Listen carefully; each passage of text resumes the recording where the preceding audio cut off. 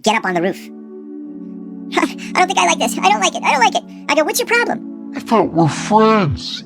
You told me last time you were my brother. What do you think I'm gonna do to you up there? I don't want to go up there. I go, Get up on the roof. I said, now stay here for 5 minutes and meet me in room 515. 5 minutes later, he knocks on 515. I said, come in. He comes in. I come out of the bathroom. I tackle him. Our liaison partners and our security guys bust in from the side room. I have him pinned down. And he's like, Allahu Akbar. Allahu Akbar. and he says, I'll fucking kill you. And I said, motherfucker. I said, do you think I'm so stupid that I didn't know you came here to kill me tonight? Do you think I'm so unprofessional that I don't know that you're a double agent? I said, you're the stupid one. You're the stupid one. Because your life is over now. Over. No fancy meeting you here at this coffee shop. I come here all the time, do you? Yeah, he says, I come here all the time. Why don't you have a seat, he says. So I sit down. At the end of the conversation, I go back to the embassy, and I read a cable, and I said, He's gay. I'm 100% sure he's gay. So then we started this conversation, headquarters and I, how can we use that to our benefit? Did he have a wife? No.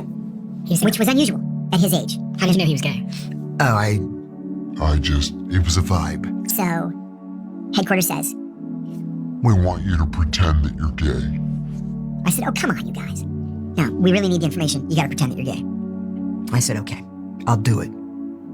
I'll do it for Uncle Sam. I'm standing with, there was a captain from the Jordanian intelligence service, and a deer walked by. And he says to me, is that a gazelle?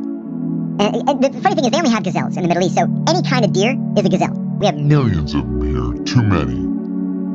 He says, It's tasty? I said, oh yeah, makes a nice stew. So I mentioned to the lead guy, I said, I think maybe we should shoot one of these. I think the Jordanians wanna eat one. And he goes, cool. 5 minutes later, you hear. What's the coolest piece of spy tech you ever got to use? You know, there's kind of a dirty little secret about spy tech, and it is that 95% of it is purchased from Amazon.com. Seriously, because it is cheaper and it is quicker just to go online and buy it and then use it operationally than it is to invent it from scratch. And there was a woman in this foreign intelligence service who was the ugliest woman I've ever seen in my life. like, you want to avert your eyes. Like, she came off the Side of Notre Dame. She was a stone gargoyle with a giant Mole right here with a giant hair coming out of it. that kind of ugly.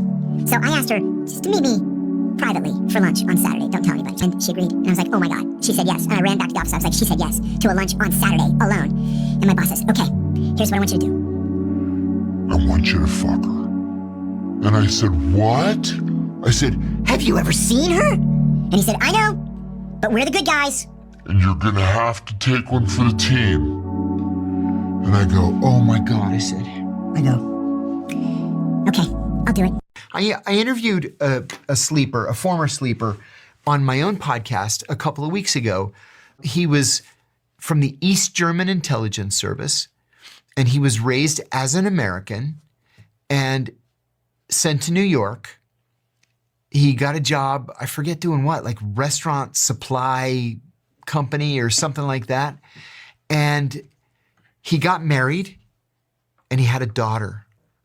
And he told me, as soon as I looked at her face the day she was born, I realized this life wasn't for me anymore. So they sent him an activation. What they do is they'll send you a radio message, and he didn't respond to it. And he told me he was on the subway one day. He's just standing there holding the strap.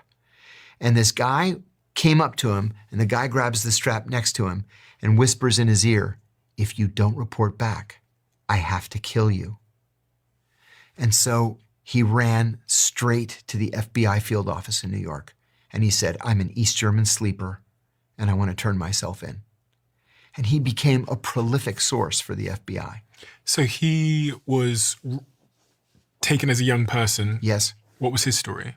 Yeah, taken as a young person, sent to Russia to become American. Mm-hmm. They set him up with this phony identity. Mm-hmm. And then after he had gone through all the training, he came over here young. He was like 20 or 22 and did this for 25 years. And then he said as soon as his daughter was born, he was like, wow, This is what life is for, not being a sleeper. And they set this Ayatollah up with a prostitute. And he had sex with this prostitute in a room where they had cameras everywhere. And so they bumped him afterwards. They bumped into him and said, hey, we have all these pictures. And they laid out the pictures of him, butt naked with this prostitute. And he said, yeah. Give me that one. An 8x10. Give me 2 5x7s of that one. How about some wallet size for this? He's like, Get out of here. And he said, after that, we just stopped doing that. It doesn't. All day long, they're like slapping me on the back, like, don't worry, buddy, we're all going to be out there. Don't worry. Everybody goes through this. I said, I'm very worried, to tell you the truth. I'm very worried about this. Well, around 2 o'clock, I had a meeting at a safe house that we shared with the host service. We used to interrogate prisoners there. And so I went, we had this fresh prisoner, so I went to question him. And I finished, and on the way out, my normal contact was this 1-star general, Pakistani general. So I'm walking out, and he goes, "Are you okay?" Because I was distracted, to say the least. Yeah. And I don't know what possessed me to say it, but I said, "General, are you following me?" And he said, "No, why?" And I said, "Because I'm under surveillance. I'm 100% sure that I'm under surveillance. And when I see the guy again this afternoon, I'm going to kill him." And he said, "No, it's not us." And I never saw him again. I never saw the surveillance again. We learned later that they were all sitting around one day. And one of them said, "That John Kiriakou from the American embassy, he is such a nice guy." And then another one said, "You know what? Nobody's that nice. He's pretending to be nice so that we'll drop our guard. He's probably working against us," which I wasn't. So they chose the worst possible surveillance guy to just check me out and see what I was doing when I wasn't with them. And I spotted him immediately, and I was going to kill him. And if I hadn't told the general that afternoon that I had spotted the surveillance and that I was going to kill the guy, he'd be in the ground right now. Wow. That kind of experience becomes so burned into your brain, even after you return to the United States. Like, Al-Qaeda's not going to surveil me in the United States. The FBI might. They're not going to try to do a hit. But what about a carjacker? Or a nut, or an armed robber, or who knows? So you just, they trained you so hard over the course of so many years. It's just not something that you can forget. Yeah, right. Getting back to Consortium News and Hamilton 68. Hamilton 68 sent a letter to Consortium News saying, "We don't like you. We're doing a review of you. And we think we're going to give you a red check mark because you're Kremlin apologists. So you can appeal if you want." So I'm on the board of Consortium News, as are a lot of very serious journalists. I mean, these are Chris Hedges, another 2-time Pulitzer winner from the New York Times. It's a bunch of us on the Andrew Coburn, who we just looked at this article from the Independent. He's on the board. So I said, "Well, who signed this letter?" He said, "It's some guy I never heard of."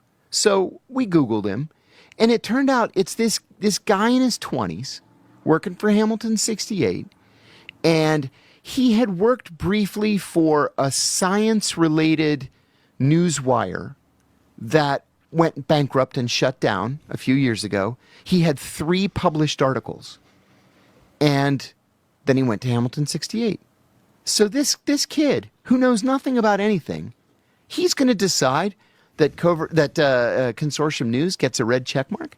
And not only did they give Consortium the red check mark, but as soon as they did, our PayPal account was permanently suspended. And not only was it permanently suspended, they confiscated the $9,500 that we had in there, and we couldn't meet payroll. So we joined a class action suit in federal court in the 9th District in California with a couple of other publications who also got the red check mark and had their PayPal accounts suspended. And PayPal said, oh, no, we don't want the cost of the litigation. They gave us all our money back. But we can't use PayPal anymore. And we have this red check mark now. Because the likes of Mike Hayden and this 20-something-year-old kid decided they just didn't like what we were publishing. No way. I think really the only chance right now of anybody doing that is the Turks. The Turks. Yeah, the Turks have offered twice now. And the Turks are the only NATO country that have maintained close relations with the Russians. But they're also members of NATO. Nothing's going to happen before Turkish elections, which have now been postponed until October because of the earthquake. They were supposed to have taken place in May. Earthquake. Crazy, right? So in the event that there are talks, it's going to be the Turks. I might otherwise say the Chinese, because the Chinese have had such success recently, but there's no possible way that the State Department will allow the Ukrainians to sit at the table with the Chinese. Right. Not after what happened between the Saudis and the Iranians. After everything they've done so far, like the statement that the United States has made so far, like how I can't imagine the Chinese getting the Russians to come to the table with some sort of a proposition and Victoria Nuland saying, oh, okay, sure. Exactly. You know, when I was still at the CIA, I was still an analyst, actually. It's before I went into operations. And I was assigned to the American Embassy in Manama, Bahrain. So I was on loan to the State Department for 3 years, from 1993 to 1996. And I was in Bahrain from 94 to 96. I was the economic officer in the embassy. And this was sort of at the height of the Arab-Israeli peace process. And the Bahrainis were asked to host the Arab-Israeli peace talks on the environment. They were thrilled. And there was a very formal way in which we did this. So I had to join with my Russian counterpart, who I really liked. We got along very well. This was a spy? Probably. Okay. But he was undercover as an economic officer. Okay. So you Just guys like I was? You guys just assume you guys are okay. Yeah. That's amazing. So I called him and I said, Igor, I got instructions from the department to deliver the invitation to the peace talks. He says, yes, my foreign ministry sent me instructions. I said, okay, let's go. I'll call the foreign ministry. I'll make an appointment for us tomorrow at 10 o'clock and we'll go jointly deliver the invitation to begin the peace talks. Like an hour before I left, I get a cable from the State Department and they said, go alone. Don't go with the Russian.